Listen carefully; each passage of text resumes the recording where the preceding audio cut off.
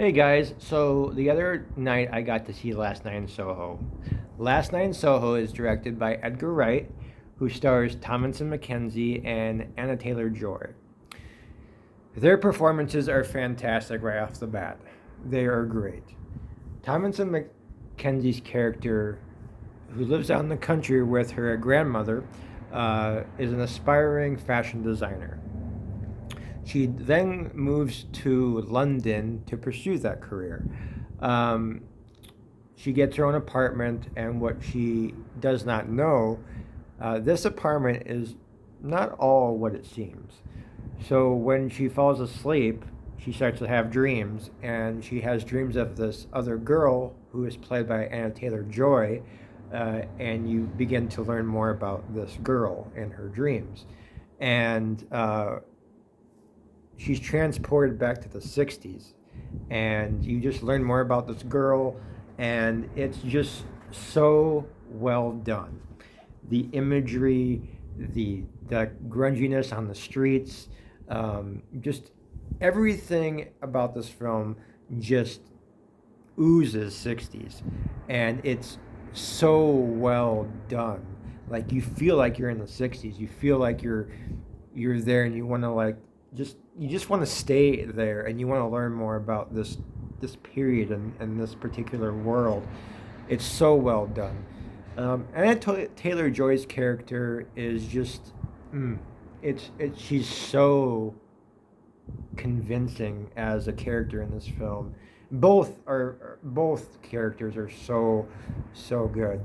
Um, but going back to the '60s, like the choreography, the feel of the movie, the sets on the film are great. Like, I really adored this film. Coming out of it, I had some issues with, like, a particular relationship. I felt that was forced. Um, I felt like there was some imagery and some elements that were in this film that were maybe overused at times.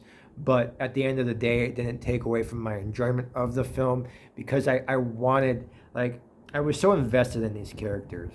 Like, whether it was Tom McKenzie's character or Anna Taylor Joy's character, I can't think of their names in the film, but that's not really important right now. But I wanted to learn more about them, and it was just so well done. Um, this is, from my understanding, Edgar Wright's first platform into horror. But at the same time, you can't really say that, because it's not really a horror film, but it's also not really a murder mystery or a suspense. It's kind of all three into one, and that's what makes this film so unique. Um, it's one of the most unique films I've seen probably this year. Um, I I thoroughly enjoyed myself, guys. I would highly recommend it. Go check it out. This film, I want to talk about the imagery for a second. The imagery is so, um, it's it's so haunting, but it's not scary as in, like, jump scares, because you don't really get scared. You get creeped out, and you get those feels, and it's not your typical horror movie. It's just not. I wouldn't even. It is it suspenseful? Yes. Is it a murder mystery? Yes. Is there horror elements? Sure, but you can't classify it one way or the other, as I said before. Um, I've never seen an Edgar Wright movie, oddly enough. Back in the day, I saw Hot Fuzz, but I don't really remember it. And I've always wanted to see Baby Driver, but haven't got around to it. Oddly enough, Edgar Wright isn't the only filmmaker I haven't seen before up to this point. Another filmmaker was actually Wes Anderson, which I actually saw The French Dispatch yesterday, and I up to that point I never saw any of his films either. So I find that I'm dumbfounded, because I'm 35 years old and I haven't got to see one of the two best filmmakers that are out there. And I'm going to definitely start watching their stuff very, very soon. Again, Baby Driver, but I also want to see films like The Grand Budapest Hotel by Wes Anderson. Um, I like these creative directors. They have a lot to offer. They're unique. They tell a story so well. But when it comes to Last Night in Soho, Last Night in Soho is such a unique film. It needs to be supported. I would highly recommend it if you like stuff that's unique and just kind of off the beaten path. This is not a necessarily a crowd pleaser. I don't know if everyone's going to necessarily like it, but give it a shot because it's a very unique film. You know, these are films that need to be supported because they're just so well done. They're not spoon feeding you, and they treat you as an intelligent person, not someone that's dumb, if that makes any sense. But overall, I enjoyed Last Night in Soho. Again, I highly recommend it if you're into Edgar Wright or you're just looking into a new direction and trying something new for the first time, like me. I've again wanted to always see an Edgar Wright film, and this just looked fantastic when I watched the trailers. But like I said before, I am definitely going back and watching more Edgar Wright films, along with a few other directors that I haven't got a chance to really see too many of.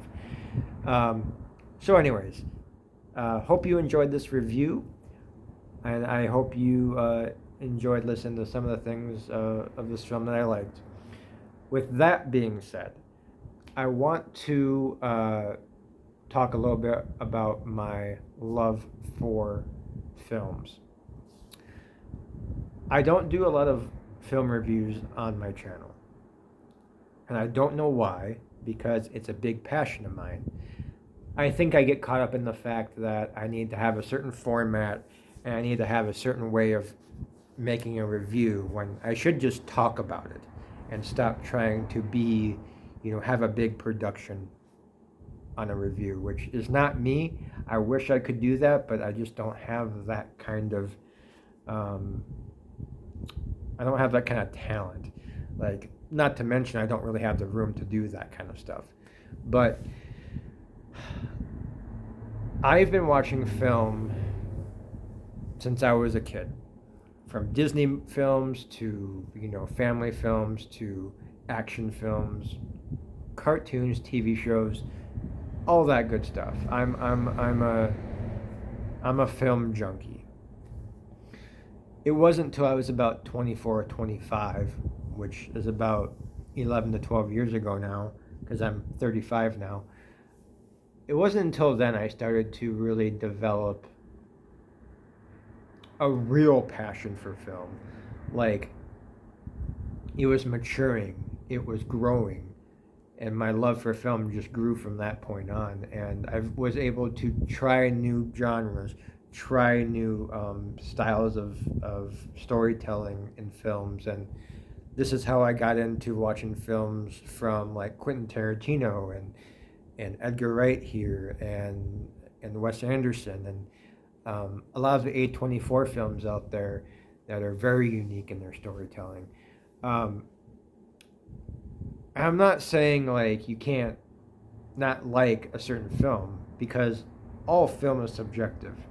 Everyone loves a different kind of film. Whether you like these kind of films, or you like action films, or you like um, uh, heist movies, it doesn't matter.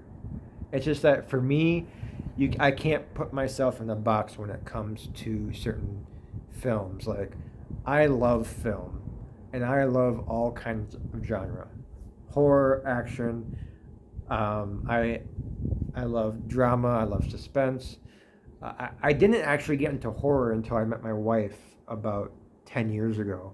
And I really got to see good horror movies. That's not to say there's a good horror movie, but I like the horror movies that are psychological and the ones that make you think, opposed to like the slasher films. While those are good too, those are the ones I really appreciate, the ones that make you think and are psychological. So I treat it a lot like my music I listen to. I listen to all kinds of different music, and I appreciate all kinds of different film and music as well. So I want to get on here and talk about film more. Again, I'm not one of these people that are going to have a big production about it. I just want to talk about films, the ones that I see, the ones that I like, the ones maybe I don't like. I just saw a few weeks ago, it was the beginning of October, I saw Venom Let There Be Carnage, and I despise that movie. I I hate is a strong word, but if there's a word that's close to hate without using the word hate, that's how much I disliked Venom Let There Be Carnage. Did not like that film at all. But that's another topic for another day. But my point is, my passion for film is great. And in fact, it's taken over my passion for gaming. While though I like gaming still, film has taken that major passion, because gaming used to be that passion, but as you grow up you have less and less time for gaming, and films are a little easier to get through and to kind of enjoy opposed to a game, because gaming you have to kind of invest yourself in for long periods of time. So but anyways, this is just a big kind of talk about film, the film in general that I saw last night in Soho, and my passion for film. So I hope you guys enjoyed me talking about last night in Soho, and that you enjoyed my talk about films in general and my love for film. Anyways, guys, till next time. Thanks for watching and thanks for listening as always, and we'll see you guys in the next video.